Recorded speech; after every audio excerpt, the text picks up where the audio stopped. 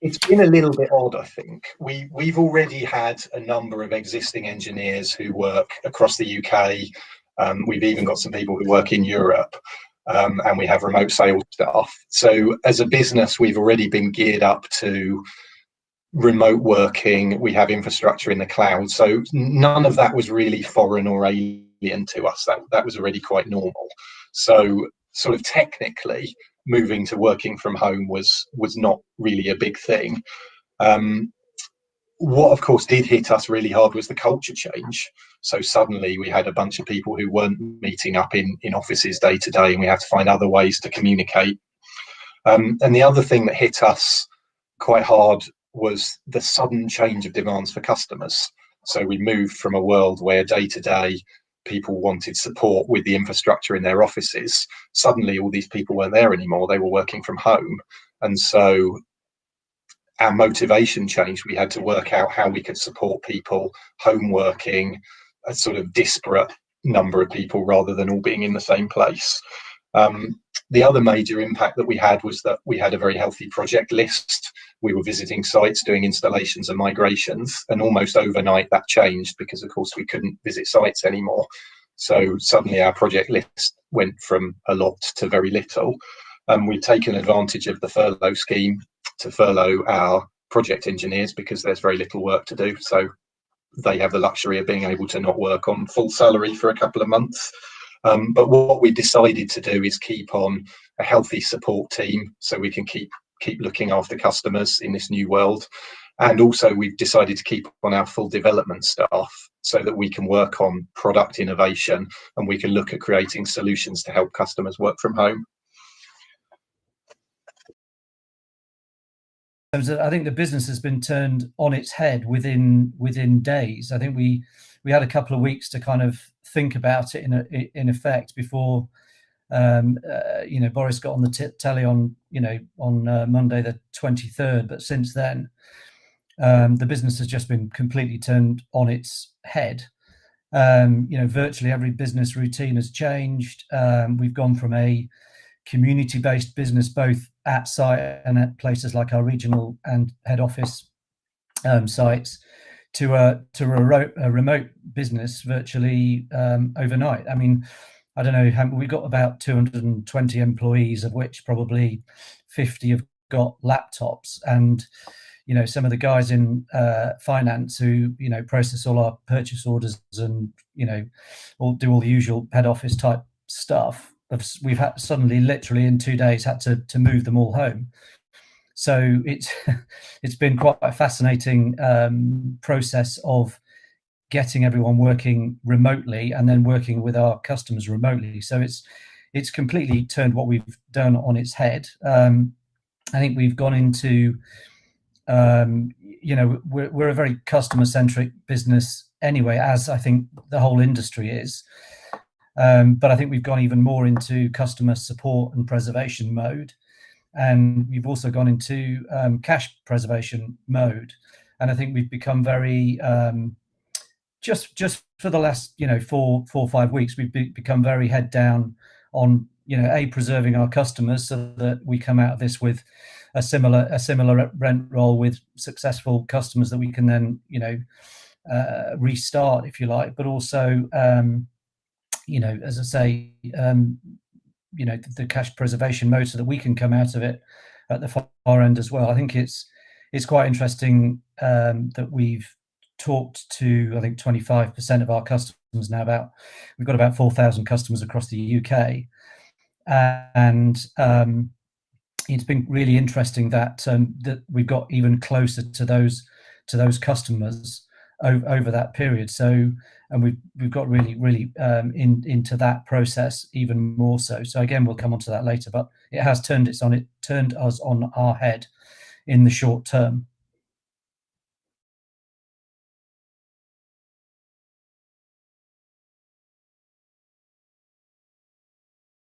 It's been a big shock to everyone, no doubt, but I think the teams in general are coping pretty well. So all of our meetings, of course, now are either online or they're conference calls or they're done over Microsoft Teams. We have an online chat software. We use Slack, which is our support team sort of bread and butter. So they're able to collaborate day to day and interact with each other as if they were sitting next to each other in the office. And we've had some monthly meetings. We have a monthly town hall meeting where everyone in the business gets together, and it used to be in our meeting room in our main office, but we did that over Zoom a couple of weeks ago. And that worked really well. So it was great to sort of see everyone's face collaborating together. We have regular hangouts. So every Friday we have more of a kind of social collaboration event where anyone can dial in, and we just do some social stuff, some quizzes, just everyone just has a bit of contact time together.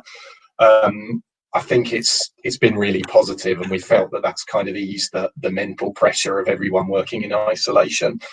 And I think my personal viewpoint on the whole situation has changed, because I always used to really shun video conferencing and online meetings. I felt it didn't really add any value, but actually I've personally completely changed my tune on this. I've really embraced it now, and I almost find if somebody phones me up, I find it weird that they're not doing a video chat. I find that it's sort of become the new norm for me. So it's very much changed perspective on collaborating and working together. But overall, I think everyone is coping really well. Well, yeah, I mean, I've been really pleasantly surprised as well how people have coped and come together as a team. I think, I mean, you can probably see in the background, it's quite sunny outside, and I think that does help. I think if we'd have been in the depths of the winter, you might have seen a slightly different reaction to it. But so I think that's helped massively. But yeah, we're doing similar things. It's, as I say, we've got 220 odd people right across the UK. So one of the biggest challenges that we've always got is where we've got a manager at a site remote, is how we engage them to feel part of a team. So we've always had to think about that, but we've had to think about that even more and more recently. So yeah, we're the same. So each region's got its own WhatsApp group. We do team Zoom calls every week, every month, at all levels. That is, we've got internal chat channels like Yammer that we use. Lots of cross team communication going on, such that if we hear about someone not coping or being a bit vulnerable, we all kind of rally around that person. And there's lots of ways of doing that. We've trained, as well as I would recommend this to everyone. We've actually trained about 8 mental health first aiders across the UK. So again, there's always a confidential line into people, and that's been really well received. And as part of our kind of benefits package, if you like, to our staff, we've got a mental health line, or mental health help line, which has been really good as well. So the whole team feels as though it can reach out, and there is always that open forum. Again, we're the same as Adam. We're doing all sorts of competitions. So we recently had spring photos competition, working from home photos competition, and I think the guys do bingo every week in the regions and stuff like that. And I think on Friday, we've got a company-wide quiz, which is going to be quite interesting with 220 people on it. But the guys assure me that it's going to work, so that could be quite interesting. I think it's I don't know. Our project manager Anne is fantastic, because she's a trained yoga teacher, so she's doing mindfulness classes on Zoom and all this kind of stuff. So I think that the team has really pulled together really well, and it's been fascinating. Same as you, Adam. I think I'm a bit of I can be a bit of a dinosaur, I guess, old bugger. But I think actually this whole situation that we've got through, I think will completely change people's ways of working. I think it's been absolutely fantastic, and the technology can only get better as well.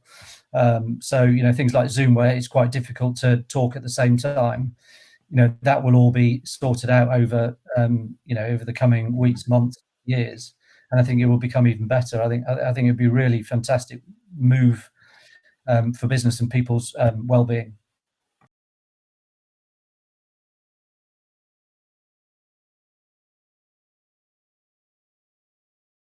such a massive change in the world, it does give you pause for thought, and it does give you time to reflect. And we have seen a downturn in work, so we have got a little bit more capacity to actually sort of take a step back and think about what we can do.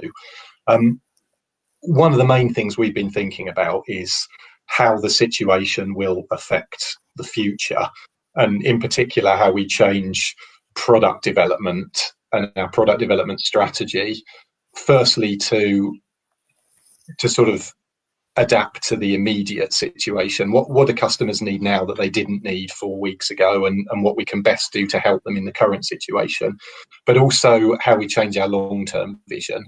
So although it's impossible to completely know, we can make some fairly sensible predictions about what the post-COVID world will look like.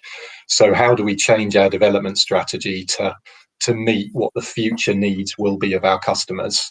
And I think we spent a lot of time thinking about that, and I think we'll touch on some of those points as we go on.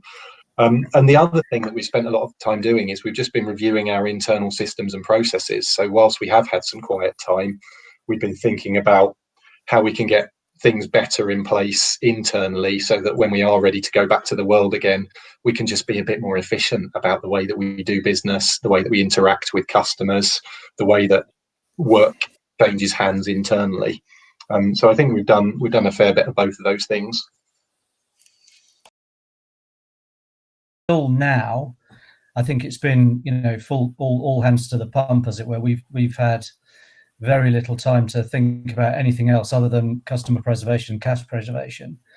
And I think it's only as we get into a rhythm with the lockdown. But again, we've got a milestone coming up, is we're doing all our May billing. So we did quite well in terms of our April collections, but I think May may be a bit more challenging, and I think June will be even more challenging if the lockdown remains. So I'll just kind of put that caveat in terms of thinking time. And as for clearing cupboards, you can probably see in the background, I've not had any chance to clear cupboards yet.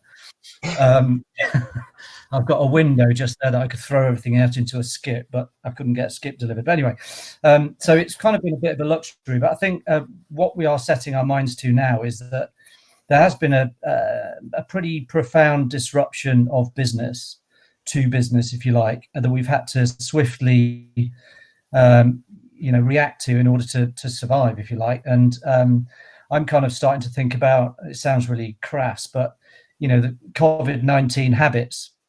And I think it's really, as I say, turned our business on its head, and had to make us think about a number of things, and made us change and innovate very, very quickly. So, and what I don't want to do is go back to the old, if you like, the old ways of working. And so I'm trying to kind of classify these under the COVID-19 habits, if you like. So there's a whole host of things that we're thinking about how we change and innovate for the future. So, top of that is cash preservation, but things like cost efficiency. We've had to cut costs like never before, and actually it would be quite easy to sink back into being a bit slack in terms of cost. So things like customer relationships, we always felt that we were really good at customer relationships, but actually we're even closer to our customers now than we have ever been. Just helping them fill in forms for making grants, and helping them understand what help and support they can get from government and from local authorities, etc. So there's all those kind of things that we're looking at to make sure that we get the best of what this situation has brought about. But then I think also looking to the future, and what opportunities there will be in the future. And I think for this industry, there will be massive amounts of opportunity moving forward, in terms of just not just from things like the social distancing will be the longer term norm potentially, but from our perspective, we're a regional business. There will be, I think, much more of a regional push, which will enable our business to take lots of opportunities. I think there will be all sorts of change in terms of security of supply chain, so onshoring. There'll be new types of business, new industry. So there's going to be huge amounts of opportunity, and that's what we're now starting to turn our mind to, is how we how we kind of take advantage of those. But we're in the very early days of those. What I'd say is that we're still in. We have to support our customers. We have to get our customers through this to the end, and we also have to get ourselves through this. So, but I think it will. I think the whole industry will come through strong with lots of opportunity. So those are the kind of things we're thinking about.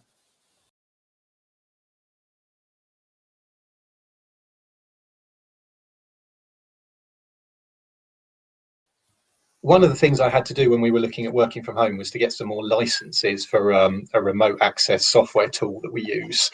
I was really disappointed when I looked at the cost to find that it had been inflated by the provider almost exponentially.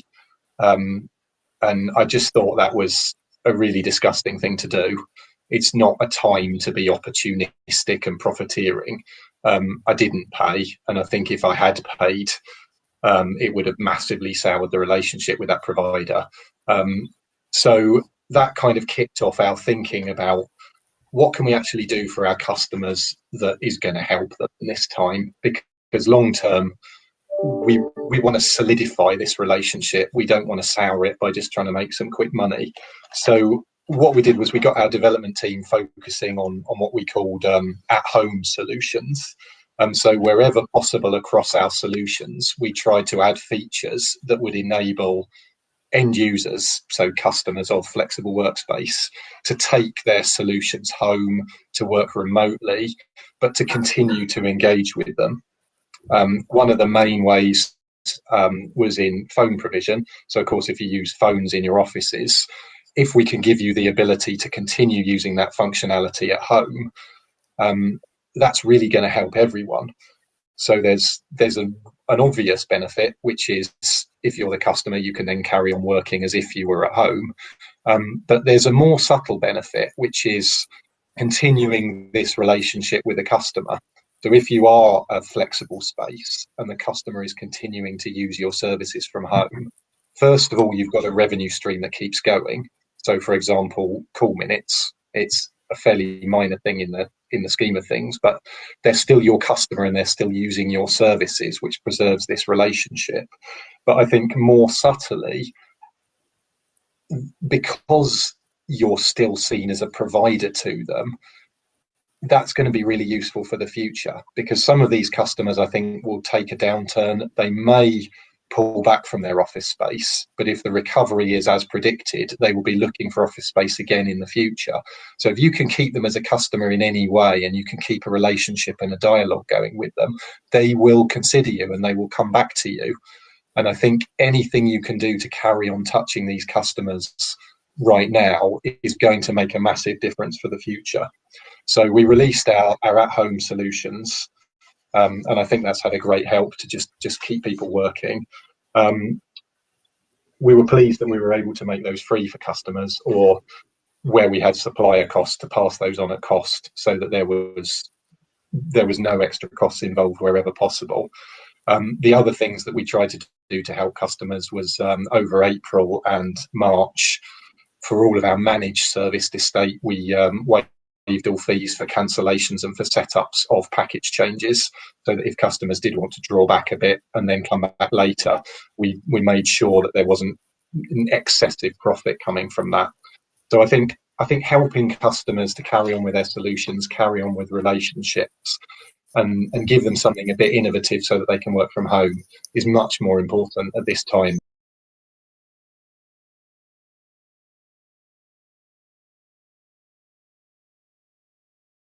Lots of requests. As I said earlier, we've spoken to about 25% of our customers, so, and most of that was in effect reactive. So as soon as the kind of situation arose, and then we issued bills for April, we got a deluge of phone calls, if you like, and it took us a few weeks to get through those. And actually, most people are grateful that we're actually talking to them.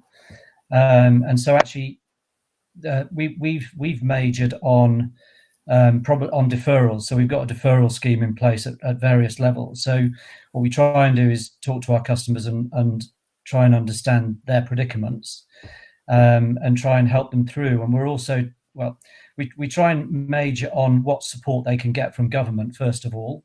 So we spend a lot of time trying to help them, as I said earlier, fill in forms, trying to get them to the best place in order to be able to set out those forms. And there are some really good websites that the government has issued, and we've got direct links from our website into them to try and help them through that process. And what we found in the first month or so is that the customers are more concerned about preservation of their business. They do throw in the rent holiday or the discount, whatever you want to call it, question. But again, we've been trying to get them to focus on what support they can get from the furloughing, from the rates, from the grants, and they're starting to come through now. We're trying, if you like, not to go down at the rent holiday route at this point in the process. I'll be really candid. Maybe sometimes people say I'm too candid, but March, we've just, from a very basic perspective, we just got our P&L for March so we can understand our costs. In April, obviously we'll have much better cost savings. So I think moving through the next couple of months, we'll and depending on how long the process or how long we are locked down for, I think, yes, we'll probably get more and more questions on the rent freeze going forward. But at the moment, I think most of our businesses, which are small businesses, so they will be quite different from, say, some of the city centre serviced office providers. So forgive me, and we are very regional as well, is that, they are really, passionate about, their businesses functioning, and they're desperate to keep them going. And actually the rent-free piece is not something that we've seen a huge amount of yet. But I think if this lockdown carries on longer, I think we will see that. So we're trying to, if you like, have a sliding scale of support, such that we don't give it all yet, and then we can get ourselves through this process, and then we can hopefully then support the customers more with but principally it's lots of different routes to support, not just acceding to a rent free. I understand it's very different for, say, London city centre, where London's essentially shut down and the centres are shut down, so you can't provide the service. All of our centres are open, and therefore we can provide the service. So it is slightly different. So I apologise if I can't answer that question directly for those that are slightly different. But we are trying to push towards that, support and deferral, and then potentially in the future looking at costs and, say, passing those on. Interestingly, I think about 20% of our customer base is still working. So you'll regret getting me on, Jane, because I just ramble for hours. But about 10% of our businesses are essential businesses, so medical supply, logistics, all those kind of businesses, and then about 10% are probably manufacturing workshops. So we've got 10% of those types of businesses in as well. So, and people are desperately trying to keep their businesses going, and I think what we have seen over the last week or so is there's a bit of a filter back, and we're starting to see more people come back.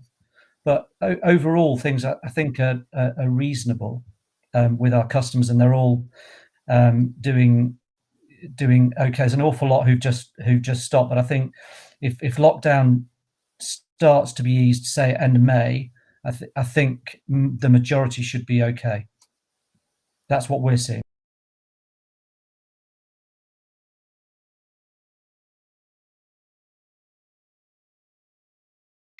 But yeah, so how the lockdown has changed our priorities? Well, we really tried to focus on what the post-COVID world might look like, and I think that our thinking's been twofold. So, firstly, I've touched on this quite a lot, but existing users, what will their need be? And that's where I've already talked about customer retention. So the customers might be out of their office temporarily, but what can we do to keep a conversation going with them, keep a relationship going, give them tools to keep working technically, and make sure that their serviced office, their provider, is at the forefront of their mind when they do want to come back to an office. Give our customers every option to retain their customers as best as possible. So then we've also been thinking about, well, where are new customers going to come from? And I'm sure Gareth will have more words to say on this, but I think our feeling is that larger companies will put an awful lot of thought to downsizing, to look for more flexible options, and to maybe look from big office lets to more spread out options. So where they can have multiple options which are more flexible, which are smaller, and which they can connect together. So we were thinking about how our solutions fit in with that world. And actually, we were really quite pleased to find that our existing solutions cater quite well for this. We already have tools built into our network management platform that allows customers to link offices together. We can manage bandwidth, so we can cope with giving out internet in a high quality way for bigger customers. We can allow customers to bring their own equipment so that they can make VPN connections to link offices in different buildings together.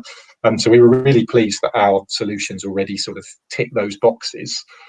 But the other thing I think we're really thinking about very much is, again, Gareth talked about it, this adoption of video conferencing solutions into the new world, and how everyone is finding that this is a very useful tool.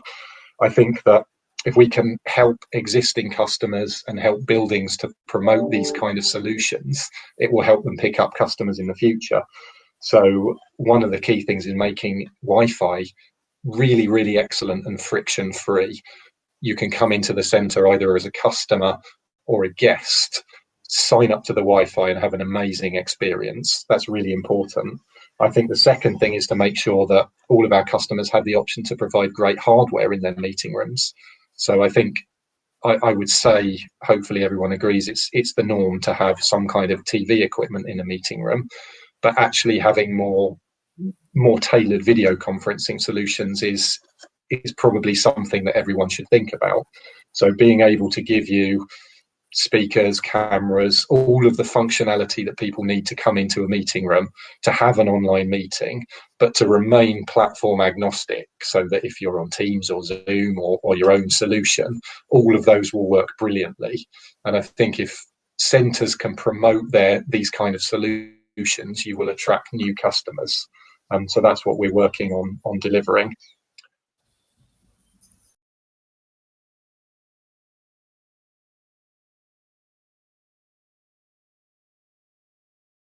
The long-term impact of coronavirus on the sector can only be a positive one. I think I was around in the global financial crisis.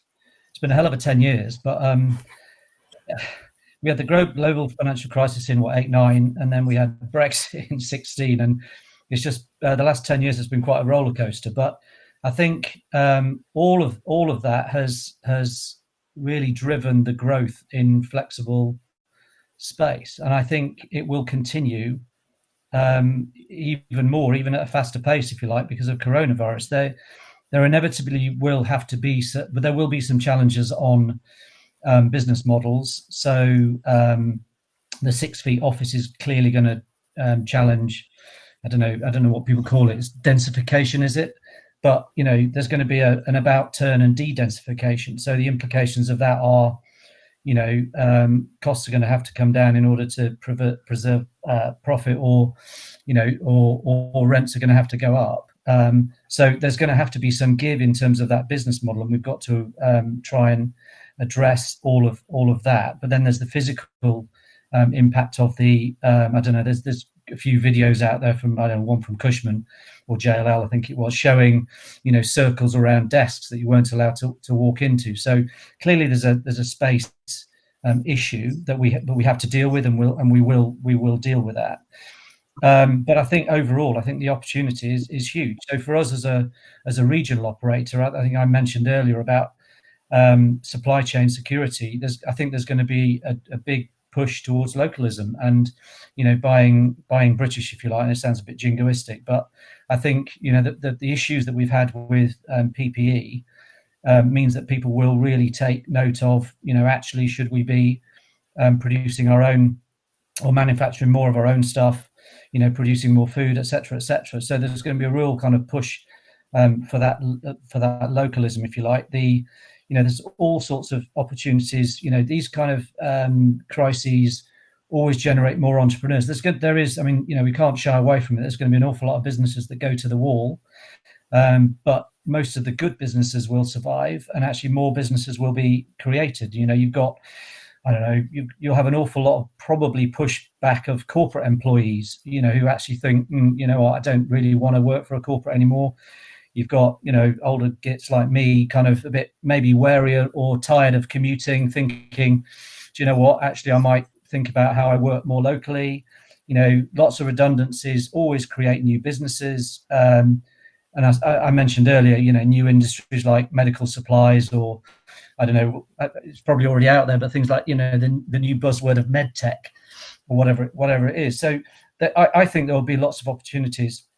And Adam talked about, the downsizing of bigger corporates. So there was a flow from the bigger corporates into a balance of property space, and I think that will happen more. And for us in the regions, I think we'll see more bigger lettings, if you like. So we may have to transform some of our sites to have bigger space to facilitate those more regional operation centres, if you like, of the bigger corporate. So I can only see that it will be good. There will be some pain in the short term, and there will be some thought needed to be put around the business model and how we actually make money out of an office that had to be de-densified, if you like, in a city centre. But we'll address that and we'll get over it. But actually, there will be such demand for that kind of space that I think we have to deal with. I think also working from home is great, and being with your family is great, but actually